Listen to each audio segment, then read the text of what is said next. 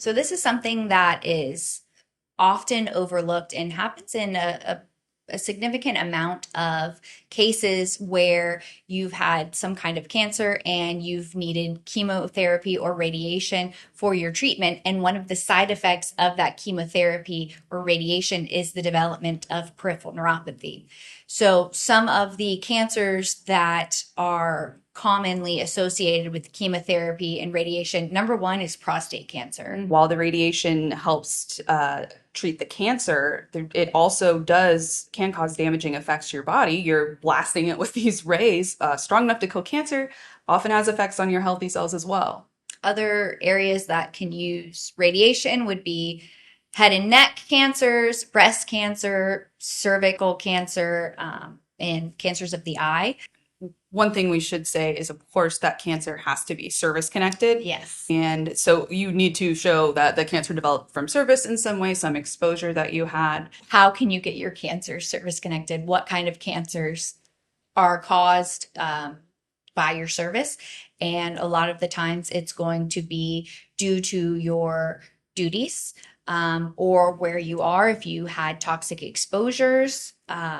Or if you were exposed to Agent Orange. Mm-hmm. Those are the three big ones.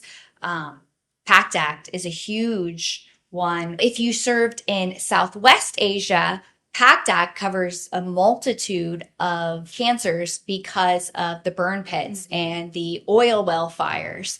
For duties, if you were a mechanic or someone that was involved with chemicals, or you're on a Navy ship and you have to do that grunt work at the beginning where you're chipping off lead-based paint, mm-hmm. or you are sleeping in these bays with asbestos exposure. These are all different ways that you can get service connected for your cancer. Then once you're service connected for the cancer, the peripheral neuropathy is a secondary service connected condition. And then you have chemotherapy, where you're literally putting these toxic chemicals into your body to shrink the cancer, but it has negative effects on your nervous system. And so some of the cancers that you commonly see for chemotherapy would be lung cancer, mm-hmm. which is a big one, breast cancer, obviously, and ovarian cancer.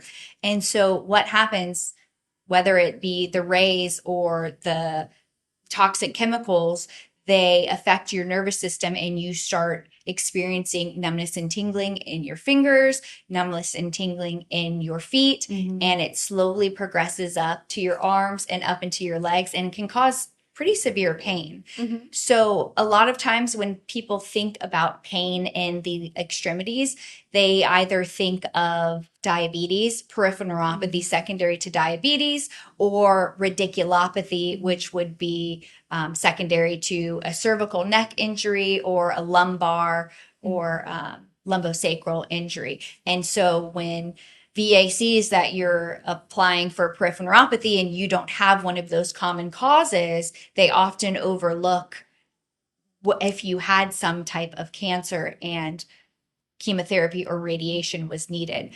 This is one where you're probably going to need an independent medical opinion. I did have a veteran who, and it's probably not going to be granted at the regional office.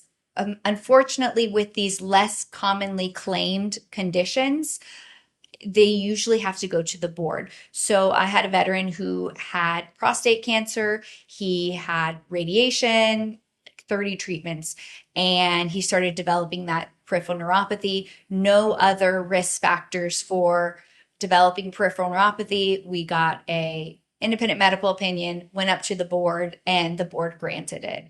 So it's important to think about if you have peripheral neuropathy and you have a history of cancer. And something Allison's absolutely right. If your cancer maybe is no longer active, like you had treatment for your prostate cancer, you don't have any symptoms of it, but you continue to have the peripheral neuropathy, that's something where you would want to call attention to the fact, hey, I'm service connected for this condition. You can see in my records I was treated for it.